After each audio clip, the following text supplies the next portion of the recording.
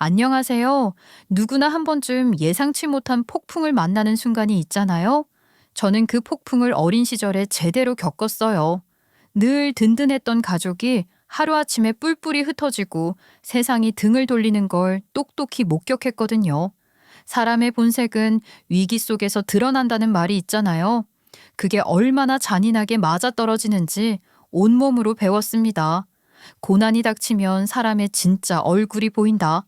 이 말을 직접 체험해 본 사람으로서 저는 인생에서 가장 중요한 건 결국 내 두 발로 서는 거라는 걸 깨달았어요. 누구도 저 대신 싸워주지 않거든요. 제가 겪은 이야기를 들으면 어이없다고 기가 찬다고 할 수도 있을 거예요. 하지만 어떤 사람에게는 위로가 될 수도 있고 또 어떤 사람에게는 경고가 될 수도 있을 겁니다.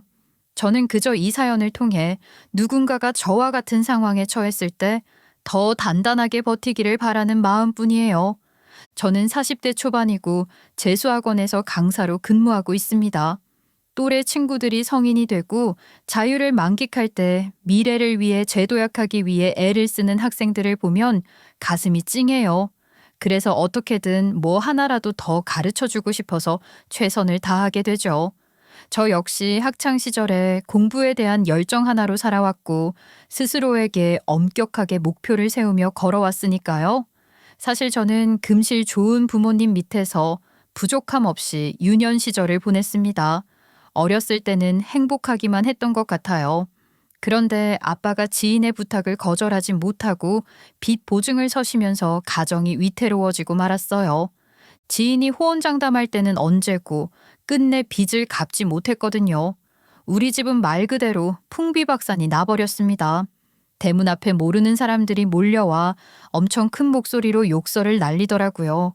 밤낮을 가리지 않았고 엄마랑 저는 무서워서 제대로 잠도 잘 수 없었어요.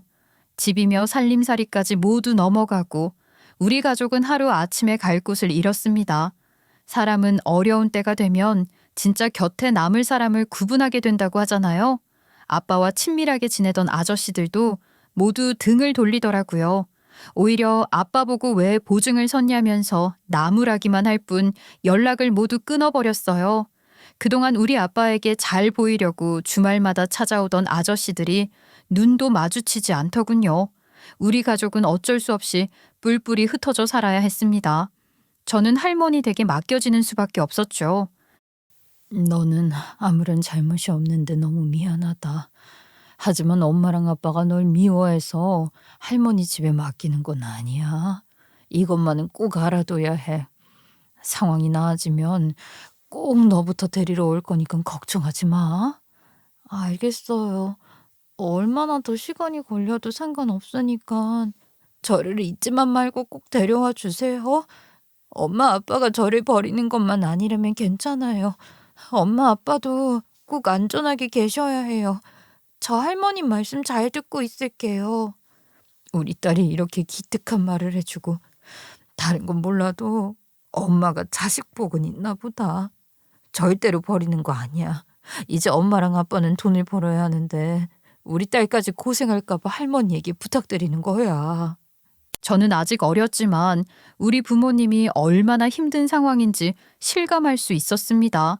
살면서 엄마가 그렇게 초췌한 얼굴인 걸 본 적이 없었고 아빠도 그렇게 어깨가 축 처져 있는 모습을 처음 봤으니까요.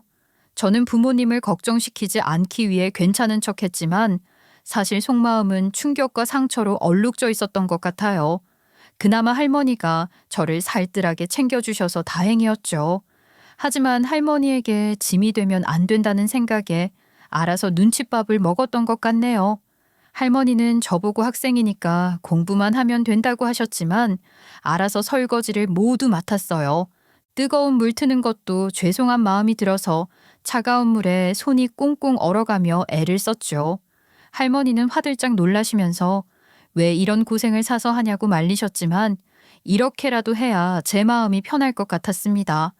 부모님이 언제 저를 데리러 와주실지 모르는 상황이라 밥값은 해야 한다고 생각했거든요. 그런데 제가 할머니 댁에 맡겨지고 얼마 지나지 않았을 무렵 친척 어른이 놀러 오셨어요. 말은 할머니 안부 궁금해서 왔다고 했지만 사실 우리 집을 흉보러 온 거였죠. 아이고, 나이 먹어서 자식들한테 효도받을 생각을 하지. 설마 손녀 뒷바라지 하게 될 줄 누가 알았겠어. 이게 다 며느리가 내조를 제대로 안 하니까 아들이 밖에 나가서 빚보증 같은 걸 선고하고, 남자는 여자하기 나름이잖아. 아니, 왜 우리 며느리 보고 난리야? 우리 아들 때문에 며느리는 최선을 다하고 있어. 우리 애들 아둥바둥 고생하는 거 생각하면 눈물이 앞을 가리는데 엉뚱한 소리나 하러 온 거면 그냥 가. 하나도 안 반갑네. 아이고, 지금 나한테 화내는 건가? 솔직히 속으로는 며느리 욕하고 있을 것 같아서 내가 기분 좀 풀어주겠다고 왔더니 고마운 줄은 모르고 오히려 썽을 내네. 그런다고 며느리가 감사해야 할 줄 알아? 모으는 애는 뭐만 보인다고 하지. 나는 우리 며느리 같은 애 또 없다고 생각하니까 괜히 들쑤시려고 들지 말게. 어디 가서 입조심이나 해. 여태까지 착한 사람들만 만나서 멀쩡한 것 같으니까. 뺨을 안 때린 걸 다행인 줄 알라고. 당연히 할머니는 친척 어른의 뒷담에 장단 맞추지 않고 내쫓아 버리셨습니다. 하지만 저는 어린 마음에 많이 상처받았어요. 우리 부모님이 잘못한 것도 아닌데 남들한테는 손가락질 당한다는 게 너무 속상하더라고요. 그리고 저는 그날 밤에 눈물을 뚝뚝 흘리면서 결심했어요. 돈을 많이 벌어서 우리 엄마, 아빠를 호강시켜드리고 그 친척의 코를 납작하게 눌러주고 말겠다고요. 그렇게 저는 한눈 팔지 않고 오로지 공부에만 독하게 매달렸습니다. 친구들이 학교 끝나고 떡볶이 먹으러 가자고 해도 한 번을 따라간 적 없었어요. 교과서와 문제집을 풀기에도 시간이 부족한 것 같았거든요. 머릿속에 잡생각이 끼어들 것 같으면 스스로 정신 차리라고 꿀밤을 놓기도 했어요. 졸음이 쏟아질 때면 손등을 꼬집었고요.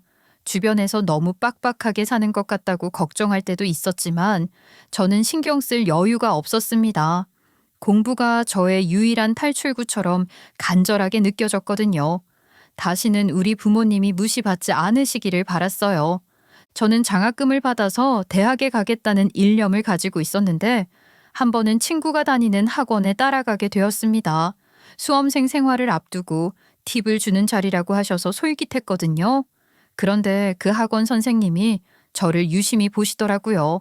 그러더니 제가 꼭 본인의 어렸을 때를 보는 것 같다고 하셨어요. 그리고 재수학원 강사 수입이 나쁘지 않으니 그걸 목표로 해보는 것도 좋을 거라고 권유해 주셨죠. 그렇게 저는 진로를 선택하게 된 거예요. 다행히 제가 재수학원 강사로 직장을 구하기 전에 엄마 아빠가 뼈 빠지게 빚을 갚으셔서 우리 가족은 다시 한 집에 모여 살 수 있게 되었습니다. 하지만 상처라는 게 쉽게 사라지지 않는 거잖아요. 우리 가족에게는 빚 때문에 고생했던 기억이 트라우마처럼 남았어요. 그래서 우리 가족은 서로 굳이 약속하지 않았음에도 여전히 절약하며 살았답니다. 누구도 불만을 표현하지 않았고요. 우리 가족이 흩어져 살기 전까지 우리 엄마는 원래 공주처럼 살아오신 분이었어요. 그런데 세월의 흐름과 현실의 무게 속에서 점점 억척스러워지셨더라고요. 재테크에 신경이 곤두서서 집중하시는 모습을 보고 깜짝 놀라기도 했죠. 그래서 아빠는 진심으로 미안해 하셨습니다. 나 때문에 당신이 너무 고생을 많이 했어. 겪지 않아도 될 일을 겪게 만들어서 미안해. 지난 시간이 되돌릴 수는 없지만 남은 인생이라도 당신을 위해 살아갈 거야. 이제 너무 돈에 매달리지 않아도 돼. 아이고, 당신도 참 이미 지나간 일 때문에 자책하지 마. 나는 그냥 우리가 했던 고생을 우리 딸이 겪지 않길 바라는 것뿐이야. 다시는 빚 같은 거 만들지 않을 거고 우리 딸한테 남겨줄 일 없었으면 좋겠어. 그건 당신 말이 맞아. 조금 힘들더라도 검소하게 살면서 만약을 대비해야 돼.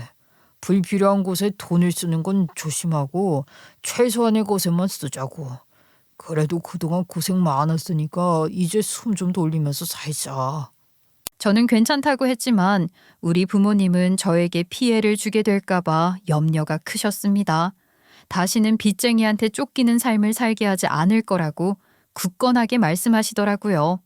저도 겨우 되찾은 일상이 귀중하다고 생각했어요. 그래서 굳이 욕심내지 않아도 될 것에는 돈을 쓰고 싶지 않았죠. 특히 저에게 육아나 결혼 같은 건 꿈도 꿔서는 안 되는 사치같이 느껴졌습니다. 저는 직장을 다닐 때도 도시락을 따로 싸서 다녔어요. 제가 근무하는 재수학원 근처는 밥을 사 먹으려고 하면 가격대가 너무 높았으니까요.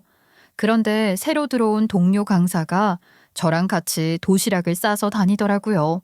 저처럼 절약 정신이 몸에 배어 있는 사람이었습니다. 이 학원에 근무하면서 저 말고 도시락 싸서 다니는 사람 처음 봐요. 힘들지는 않아요? 저는 습관이다 보니까 괜찮지만 솔직히 귀찮기도 하잖아요. 그래도 말동무가 생긴 것 같아서 반갑네요. 혼자 먹기 적적했거든요. 괜히 허세 부리면서 비싼 음식 사 먹는 것보다 차라리 집에서 이렇게 건강하게 만들어서 가져와 먹는 게 훨씬 낫죠. 손이 많이 가긴 하지만 나중에 통장 잔고 보면 뿌듯하더라고요. 합리적으로 소비해야 돈 모으는 재미가 있거든요. 이렇게 말이 잘 통하다니. 저도 같은 이유로 도시락 싸서 다니는 거예요. 이렇게 절약 마인드 확실한 동료가 생겼더니 완전 든든한데요. 앞으로도 서로 정보 공유 많이 하기로 해요. 혼자 하면 힘들어도 같이 하면 즐겁잖아요. 우리는 밥 먹을 때마다 둘이 함께 하다 보니까 자연스럽게 대화할 기회가 많아졌습니다. 제가 배울 것도 생기고 공감 요소가 많아서 마음이 기울기 시작했죠. 그런데 이런 호감은 저만 가지는 게 아니었어요. 동료 강사도 저의 개인적인 부분까지도 서서히 궁금해하기 시작했거든요. 우리는 괜히 데이트하겠답시고 SNS에 올리려고 애쓰지 않았습니다. 남들한테 자랑하기 위한 목적으로 허세 섞인 행동을 하지 않았고 그저 서로가 즐겁고 만족할 수 있다면 좋았어요. 그런데 시간을 함께 보낼수록 통하는 게 많더라고요. 우리 둘 다 사회생활을 시작하고 나서 최대한 돈을 쓰지 않고 모으기만 했던 거나 가족들을 위해 최선을 다하려고 했다는 것까지 생각이 잘 맞았어요. 그래서 당연한 수순처럼 결혼까지 고려하게 되었죠. 이렇게까지 공감할 수 있는 사람을 또 만날 수 없을 것 같았거든요. 예랑이는 홀아버지 밑에서 자랐는데 저와 교제하기 전에 이미 세상을 떠나셨더라고요. 그래서 하나뿐인 형과 서로를 의지하면서 돈독하게 지냈다고 했습니다. 예랑이 형이 결혼하시기 전까지는 단순히 우애가 깊은 형제 사이가 아니라 마치 한 팀처럼 움직였다고 하더군요. 예랑이 형이 퇴근하고 집에 오면 예랑이는 따뜻한 밥을 차려주었고 예랑이 형은 그런 예랑이에게 늘 용돈을 챙겨주며 애틋한 마음을 표현했다고 해요. 예랑이가 대학에 어려움 없이 진학할 수 있었던 것도 직장을 천천히 구할 수 있었던 것도 모두 형 덕분이라고 했습니다. 심지어 예랑이는 인생의 중요한 결정이 있을 때마다 형과 의논하지 않으면 불안했다고 하더라고요. 힘든 순간에는 서로의 어깨를 내어주며 버텼고 기쁜 순간에는 누구보다 먼저 축하해주면서 든든한 버팀목이 되어주었다고 했죠. 제 눈에는 그 모습이 좋아 보일 수밖에 없었어요. 저와 우리 부모님이 각별한 사이라는 걸 이해해 줄 것 같았으니까요.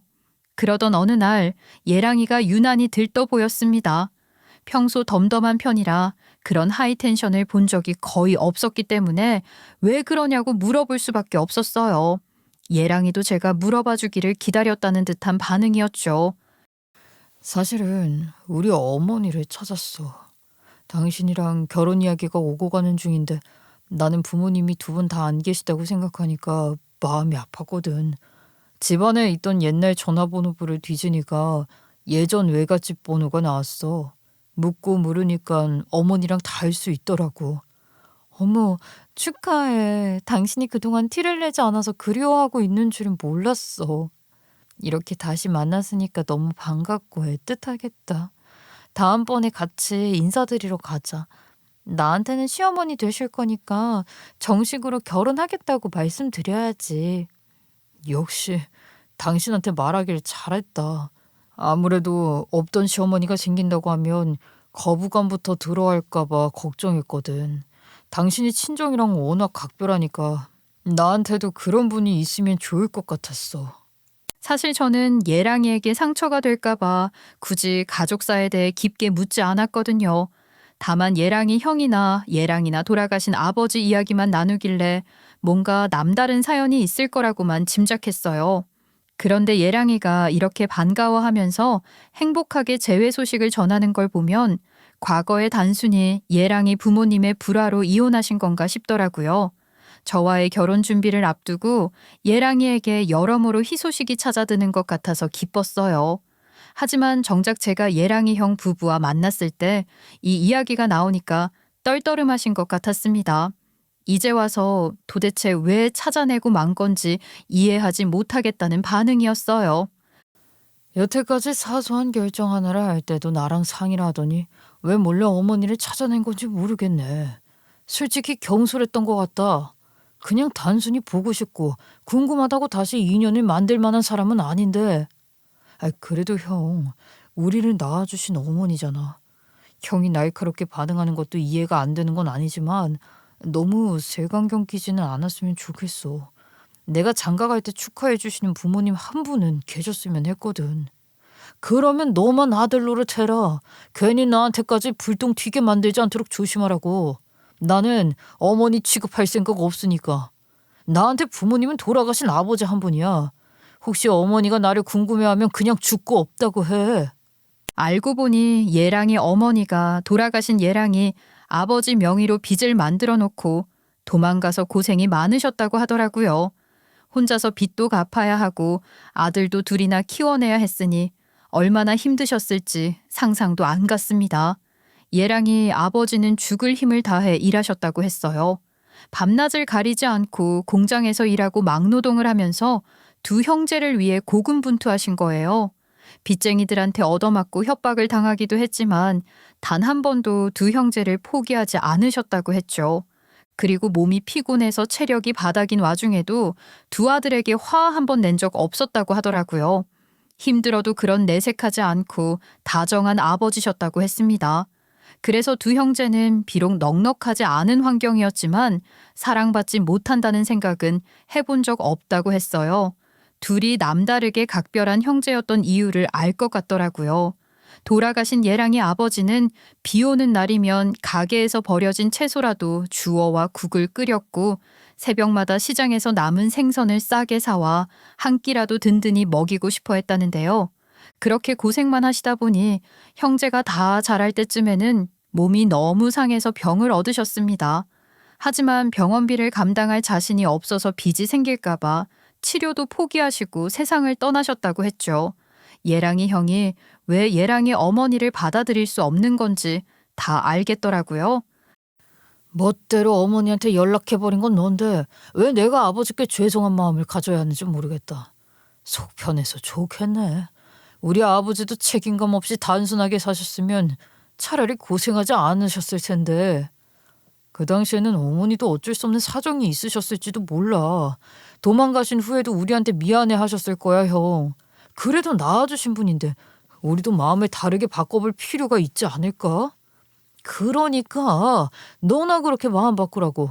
나는 돌아가신 아버지 생각하면 지금도 가슴이 찢어져. 아버지가 우리 키워주시겠다고 얼마나 고생하셨는데 네가 가진 알량한 그리움이 얼마나 대단한지 몰라도 나한테 이해를 바라지 마. 저도 남의 빚 때문에 고생해본 경험이 있잖아요. 그래서 예랑이가 예랑이 어머니와의 재회를 행복해하는 게 좀 이해가 가지 않았습니다. 하지만 워낙 어릴 때 헤어졌던 거라고 하니 그리움이 사무칠 수도 있을 것 같다고 이해하기로 했어요. 제가 예랑이 형도 아닌데 이 집 식구들의 사연에 대해 왈가왈부하기는 어려웠으니까요. 과거의 사건만 빼고 보면 예랑이 어머니와 예랑이의 관계는 정말 다정하고 애틋했습니다. 제가 인사드리기 위해 만난 자리에서도 두 사람 사이에 오고 가는 정이 전부 느껴지더라고요. 예랑이는 예랑이 어머니를 보자마자 밝게 웃으며 자연스럽게 어깨를 감싸 안았어요. 예랑이 어머니도 그런 예랑이의 얼굴을 쓰다듬으면서 귀여워하셨죠. 혈연이라는 건 이래서 끊기 어려운 것 같다고 깨달을 정도였어요. 식사가 나오니까 예랑이 어머니는 자연스럽게 예랑이 접시부터 챙겼습니다. 누가 보면 예랑이 어머니가 본인 아들만 챙기는 모습이 부담스럽지 않냐고 물을 수도 있어요. 하지만 오랜만에 상봉한 모자가 지난 시간의 간극을 좁히기 위해 노력하는 것 같아서 불편하지 않았던 것 같아요. 게다가 예랑이 어머니는 저한테도 무척 상냥하게 잘 대해주셨거든요. 우리 아들이 이제는 40대가 넘었는데도 혼자 있는 게 너무 안타깝고 마음 아프네요. 하루빨리 살림 합쳐서 둘이 남은 인생 재미나고 행복하게 살아봐요. 내가 뭐라고 반대를 하겠어요? 우리 아들이 행복하다면 뭐라도 해주고 싶을 뿐이네요. 좋게 봐주셔서 고맙습니다. 늦게 만나서 결혼을 결심한 만큼 걱정하시지 않게 노력할게요. 서로 후회 없는 선택이 될 수 있도록 양보하고 혹시 다투더라도 대화로 풀겠습니다. 이 사람 만나려고 지금까지 결혼 생각이 없었나 봐요, 저도. 어머나 말도 예쁘게 하네. 우리 아들이랑 직업도 같다고 하니 내가 뭐 불만이 있을까요? 그냥 마음 맞으면 충분하고 둘이 잘 살면 되는 거예요. 다른 건 아무것도 신경 쓰지 말고 걱정도 하지 말아요. 예랑이 어머니는 반대하는 기색이 조금도 없으셨습니다. 그저 둘이 제일 중요하고 잘 살기만 하면 된다며 신신당부하시더라고요. 저는 이렇게 믿어주시고 긍정적으로 생각해 주시니 감사할 뿐이었어요. 그렇게 이제는 잘 사는 모습을 보여드리면서 꽃길 걸을 준비만 하면 된다고 생각했습니다. 그런데 인생이 또 저한테 고비를 던지더라고요. 우리 엄마가 혈액암 진단을 받으신 거예요. 살면서 돈은 부족했더라도 건강만은 남부럽지 않다고 생각했어요. 그렇기에 저랑 아빠한테는 엄마의 병이 너무나 갑작스러웠습니다. 하지만 엄마는 그냥 고생을 워낙 많이 하셨기 때문에 작은 통증이라 여기고 꾹꾹 참고 넘기셨던 거였죠. 우리한테는 평소에 힘들어도 아프다는 말씀을 안 하셨는데 엄마의 병세는 깊어지고 있었던 거예요.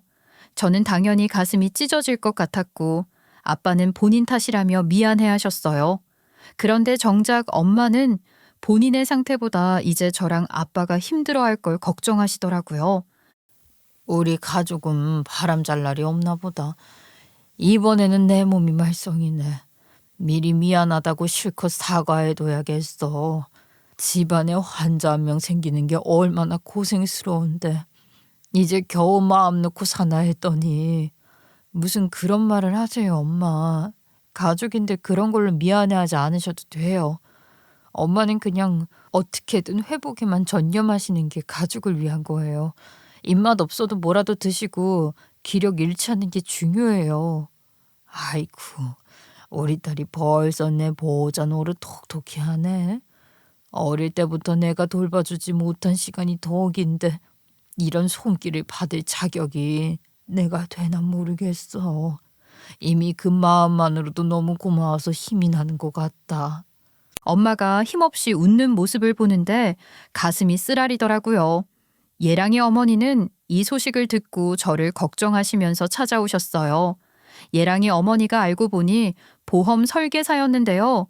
주변에 암 투병하다가 기적적으로 회복하신 분들이 있다며 이야기를 들려주시고 위로해 주셨습니다. 저는 그래도 곧 고부 사이가 될 거니까 마음 써주시는 것 같아서 감사하더라고요. 희망을 잃지 말아야겠다는 생각이 들어서 힘이 되기도 했어요. 그런데 예랑이 어머니가 저한테 조심스럽게 보험 가입을 권유했습니다.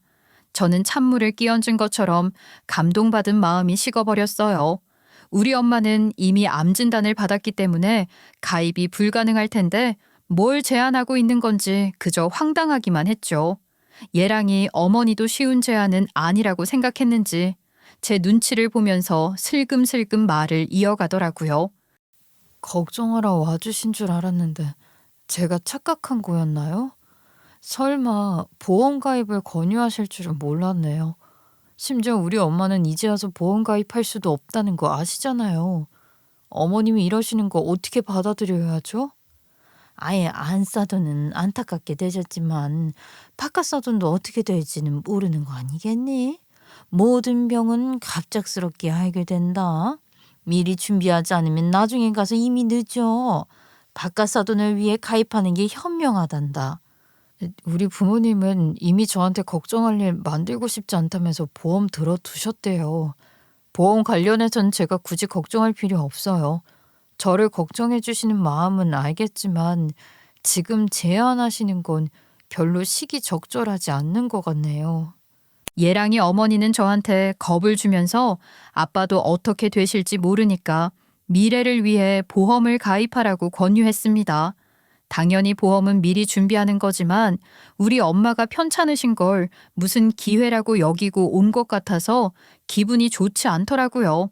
저는 단호하게 거절했어요. 아무리 예랑이의 어머니라고 해도 제가 이런 부분까지 웃으며 받아줄 필요는 없을 것 같았어요. 예랑이 어머니는 제가 정색하니까 좀 무안해 하셨습니다. 하지만 우리 부모님은 이미 지인을 통해서 보험을 들어두셨던 거라 믿을만 할 거라고 생각했고요. 예랑이 어머니도 가족이 될 사이기는 했지만 당장 예랑이랑도 재회한 지 오래되지 않았는데 신뢰하기는 어렵다고 판단했어요. 그런데 예랑이 어머니가 예랑이한테 따로 고자질한 것 같았습니다. 제가 이 일을 예랑이에게 언급하지 않았는데도 은근히 제 눈치를 봤거든요.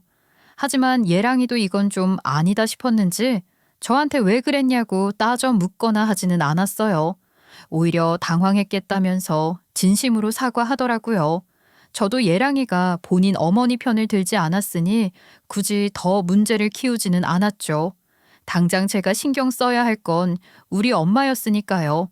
대신 예랑이가 본인 어머니 통해서 처음으로 보험 가입을 다수 들었다고 하더라고요. 뭐야? 원래 보험 가입하는 돈도 아깝다고 하지 않았어? 갑작스럽게 여러 개 가입했다고 하니까 신기하네. 그 설명은 잘 들은 거지? 어머님이 알아서 다 아들한테 필요한 걸로 추천해 주셨겠지만. 어머니를 위해서 나도 효도하면 좋잖아. 성과에 도움을 드릴 수도 있고 어머니가 미래를 위해서 필요하다고 설득하시더라고.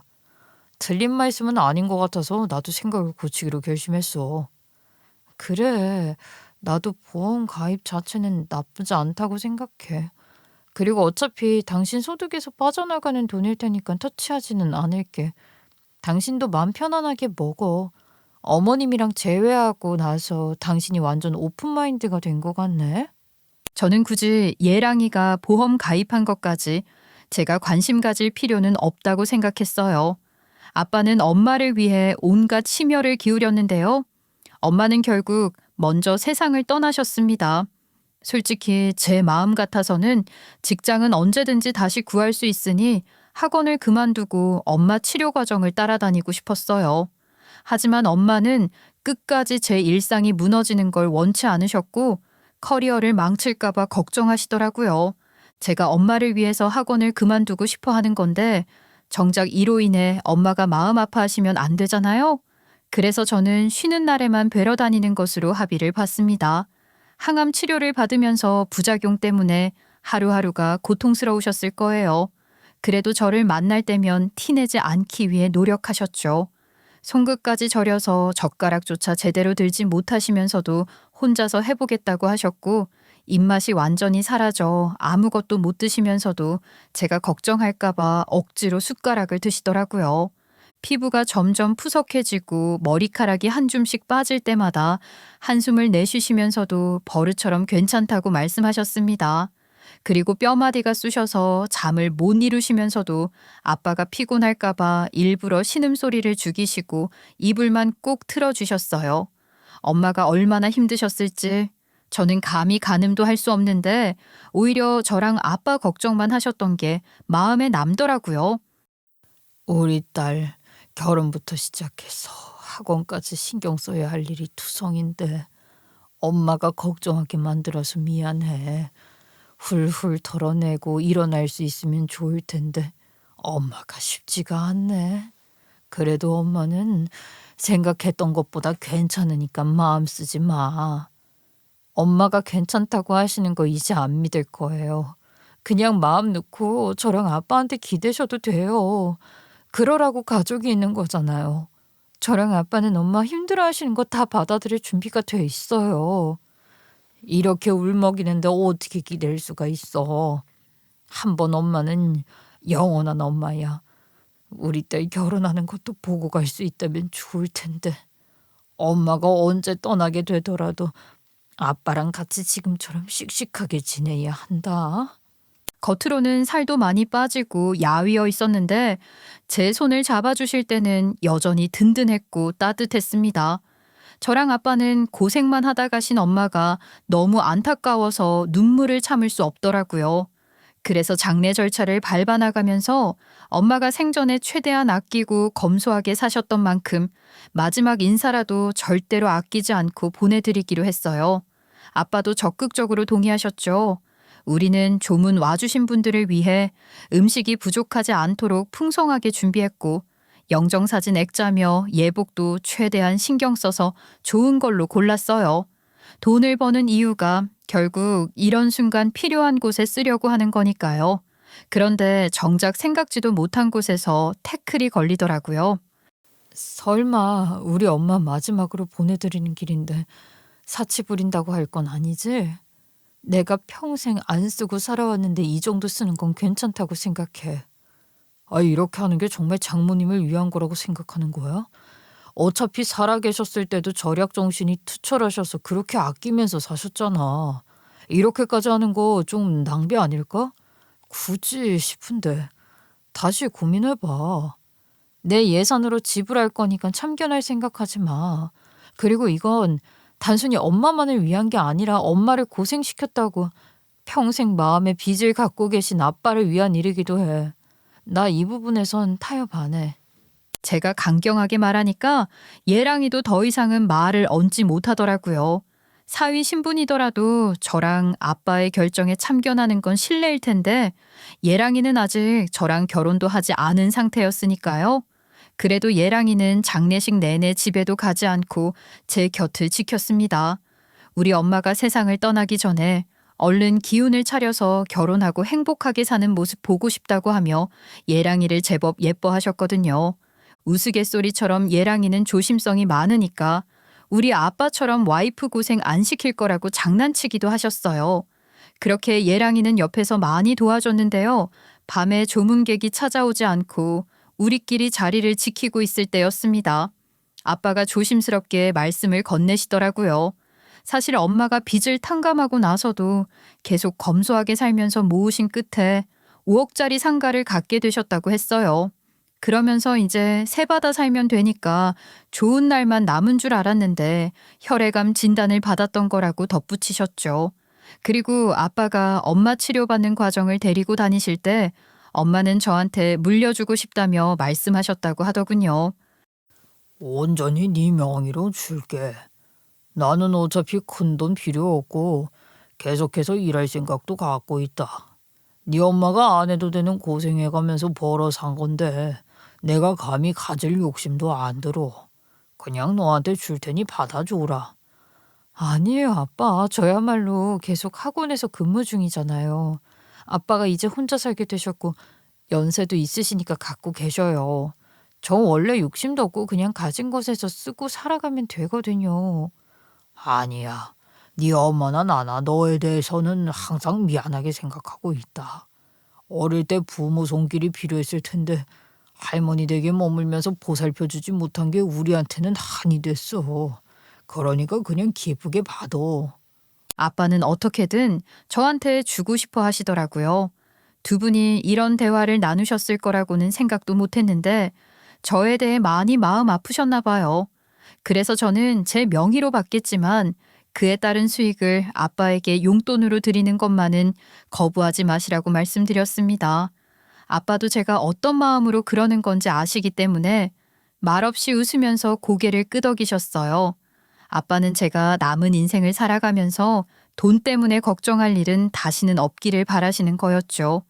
그래서 예랑이가 있을 때 일부러 말씀하신 거라고 생각해요. 가슴이 뭉클해질 수밖에 없더군요. 그런데 예랑이는 뭔가 다르게 받아들인 것 같았어요. 뭔가 반응이 달랐거든요. 아빠가 먼저 주무시러 갔는데요. 저를 붙잡고 되게 괜찮은 아이디어가 떠오른 것처럼 말을 걸어오더라고요. 바로 5억 상가를 물려받고 나면 예랑이 어머니 명의로 바꿔달라는 거였어요. 시집 올 때 큰 선물 하나는 들고 와야 점수 딸 수 있는 거 아니냐면서 지는 기분 좋다고 희희낙낙이었습니다. 저는 방금 전까지 우리 아빠랑 엄마가 어떤 노력으로 상가를 갖게 되신 거고 또 어떤 마음으로 저에게 상속해주고 싶어 하셨던 건지 다 들어놓고 점수 따야 한다느니 어머니 명의로 바꿔주면 평생 오케이라느니 하는 예랑이를 보면서 분노가 치밀어 올랐습니다. 네가 지금 사람 새끼면 이런 말을 내뱉을 수 있어? 이게 그냥 재산인 줄 알아? 우리 엄마 아빠가 그 산더미 같았던 빚을 겨우 청산하고 허리띠 졸라매셔서 구입하신 거라고. 이건 인생이 고스란히 녹아든 건데 무슨 니네 어머니한테 주라는 거야? 아, 왜 그렇게 흥분하는 거야? 아, 그래.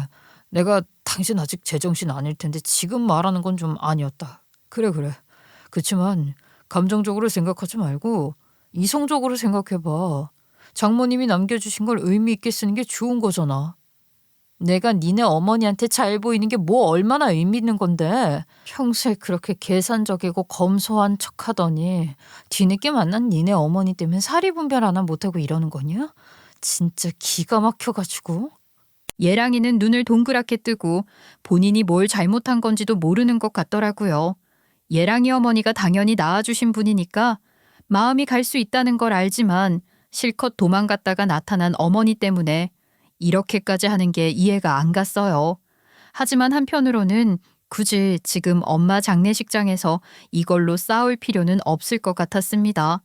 일단 마지막까지 보내드리는데 성심성의껏 돕게 만들기는 해야 하니까요. 게다가 이 자리에서 당장 파혼한다고 하면 우리 아빠는 괜히 재산 얘기를 꺼냈다고 자책하실 게 뻔했어요.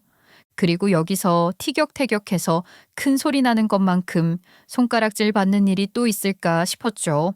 그래서 마음을 고쳐먹고 일단 고민해보겠다는 식으로 둘러댔어요. 예랑이 말도 일리가 있는 것 같다고 연기했습니다. 그러니까 예랑이도 잔뜩 들떠가지고 우리 엄마 납골당에 모실 때까지 솔선수범해가면서 열심이더라고요. 그리고 예랑이는 본인 어머니한테도 대충 언지를 준 것 같았습니다. 예랑이 어머니가 분위기가 완전히 달라지더군요. 갑자기 백화점 다니면서 명품 쇼핑을 즐기고 사치 부리는 게 정도를 모르고 있었어요. 명품 가방을 하루가 멀다 하고 바꿔 들고 다니는 건 기본이었고요. 예랑이한테는 해외여행 가자고 졸랐습니다. 심지어 예랑이가 일하고 있는데 학원까지 찾아와서 호텔 스파 예약해뒀으니 일정 비우라고 통보했어요. 게다가 예랑이와 저를 데리고 시어머니 될 사람으로서 생색 좀 내보겠다며 백화점에 갔는데요. 옷 한 벌에 수백만 원짜리를 그냥 카드로 긁어버리더라고요. 심지어 예랑이 카드로 VIP 멤버십도 등록했고 야무지게 플래티넘 카드까지 발급받았습니다. 주변에서 다들 수군거리는데도 아랑곳하지 않았어요. 예랑이 어머니는 나이 들었으니 집이 가장 좋아야 한다면서 고급 아파트까지 알아보는 것 같았죠. 저는 상가를 넘겨줄 생각이 없었으니 속으로 비웃어주고 있었는데 예랑이는 조금도 걱정하지 않았어요. 그저 본인 어머니가 늦게라도 여유롭게 살 수 있어서 다행이라고 하더라고요. 이제 효도하게 된 게 너무 기쁘다고 덧붙였죠.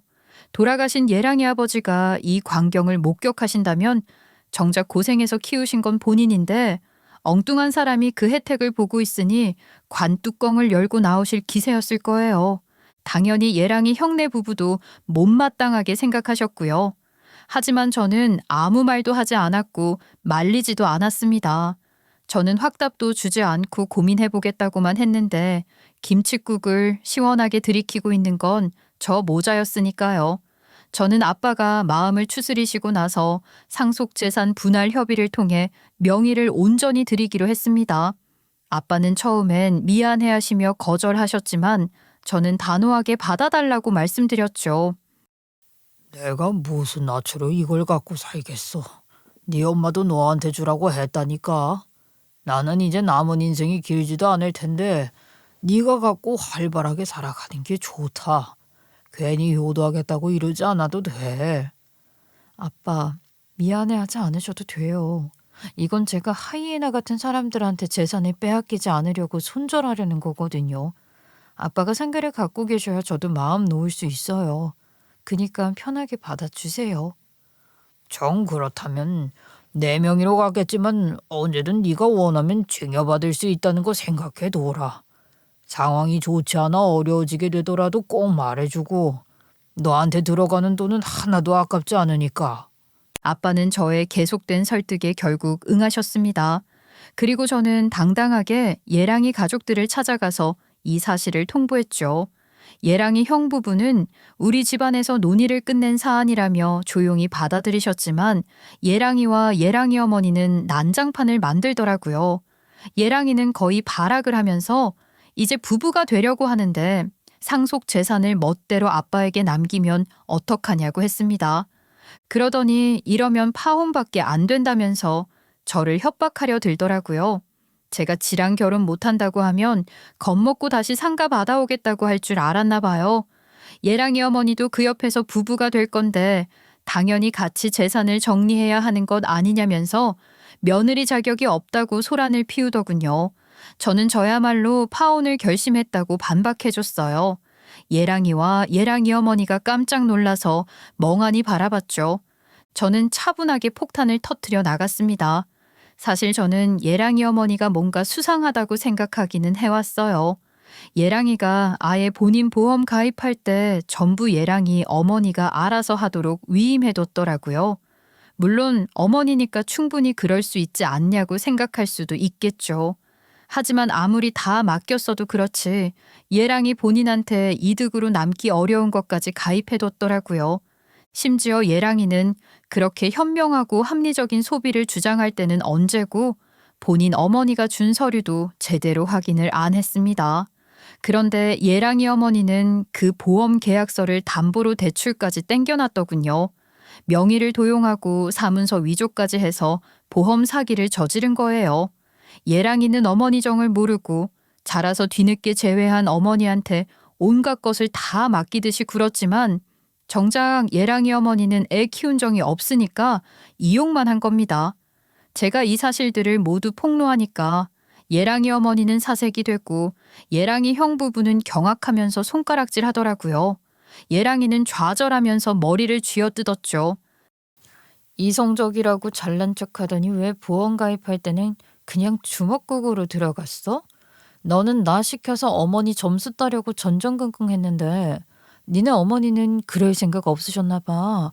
너를 물주 취급하셨나 본데? 이건 다 거짓말이야. 아돌, 내 말 들어야지 아돌. 나는 하나부터 열까지 다 널 위해서 그랬을 뿐이야. 절대로 걱정하지 않아도 된다. 너를 빼앗길 것 같으니까 저 기집애가 이간질하려고 드는 거야. 저는 그래도 어머니를 다시 만나서 행복하다고 생각했는데 어떻게 그러실 수가 있어요. 저도 이대로 순순히 당하고만 있지는 않을 거예요. 두고 보세요. 아니, 어떻게 본인이 낳은 아들 뒤통수를 칠 수 있는데요. 예랑이 어머니는 제가 헛소리하는 거라고 필사적으로 부정하고 회유하려 들었지만 소용없었습니다. 예랑이 형은 혀만 차면서 예랑이를 한심하게 쳐다봤죠. 저는 상가도 지켜냈고 파렴치한 모자와 엮일 뻔한 순간에서 무사히 돌아온 거예요. 그렇게 저는 무사히 파혼할 수 있었습니다. 혹시라도 상가를 탐낸 예랑이 놈이 끈질기게 매달리지는 않을까 걱정했는데요. 다행히 그런 일은 벌어지지 않았어요. 예랑이 놈은 뒤늦게 정신 차리고 본인 어머니와의 문제를 해결하기 바빴거든요. 그놈의 성격이라면 집요하게 굴 것 같아서 마음을 단단히 잡고 있었는데 다행이었죠. 저는 파혼까지 했으니까 아빠랑 같이 살기로 결심했습니다. 최근에 새로운 집을 구해서 이사까지 마쳤어요. 엄마를 떠나보내고 파혼까지 하다니. 하나만 겪어도 인생에서 너무 커다란 일인데 두 개를 한꺼번에 겪어서 걱정스럽구나. 마음 아프더라도 잘 이겨내 보자. 아빠가 네 옆에 있으니까 힘들면 무조건 말해라. 엄마가 먼저 가신 게 마음 아프긴 하지만 파혼은 별로 타격 없어요. 오히려 잘 됐다 싶거든요. 저런 멍청한 놈이랑 결혼하고 음침한 여자를 시어머니로 뒀다고 생각해보세요. 상상만 해도 끔찍하다고요. 그렇게 긍정적으로 생각한다니까 다행이지만 아빠로서 걱정스러운 건 어쩔 수 없으니까 이해해 줘라. 새로운 집으로 이사 가니까 새로운 마음으로 잘 살아보자. 돈 걱정 크게 안 해도 되니까 학원이라는 게 부담되면 말해. 제가 엄마도 더 이상 안 계시는 상황에서 결혼까지 깨졌다는 사실이 아빠에게는 너무 가슴 아픈 일이었나 봐요. 저를 몹시 걱정하시더라고요. 하지만 제가 대형 재수종합학원에서 스카웃 제의를 받아 이직한 후 활발하게 강의를 다니는 모습을 보면서 조금은 마음을 놓으신 것 같았어요.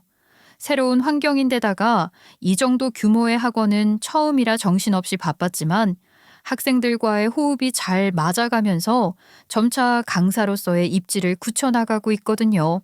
특히 제가 맡은 반의 성적이 눈에 띄게 오르면서 원장님과 동료 강사들의 신뢰도 두터워졌다고 확신해요. 학원에서는 저를 주요 강의에 배정하기 시작했고 학생들과의 상담 요청도 점점 많아지고 있답니다. 수업이 끝난 후에는 질문하려고 남아있는 학생들이 줄을 서 있고 학부모들 사이에서도 제 수업이 효과적이라는 입소문이 돌기 시작했어요. 제 수업을 들어보고 싶다는 이유로 찾아오는 학생들도 있죠.